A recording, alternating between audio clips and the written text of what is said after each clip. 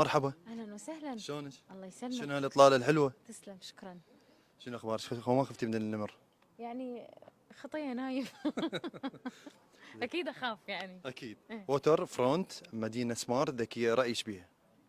بصراحه هسه بس دخلت كلش انعجبت بالتصميم مال الفيلا بطابع الطابوق مالتنا العراقي القديم العراقي صحيح. اللي احنا نحبه، انا كل شيء احبه شخصيا.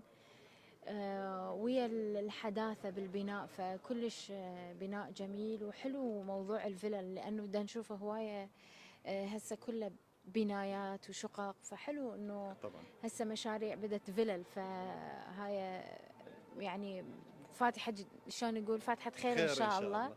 نعم. وتوسيع يعني المناطق وكثرة البنيان بمناطق شوية تبعد عن الاكتظاظ السكاني مهم اللي جدا. موجود بالوسط المدينة. هذا حلو صراحة. صح. يخفف من الزحمة. فأني كلش حبيت المشروع، وألف مبروك، وإن شاء الله يا رب يكون يعني عتبة خير لكل من صح. يسكن به إن شاء الله. ان شاء الله الف مبروك. ممكن تاخذين شقه هنا؟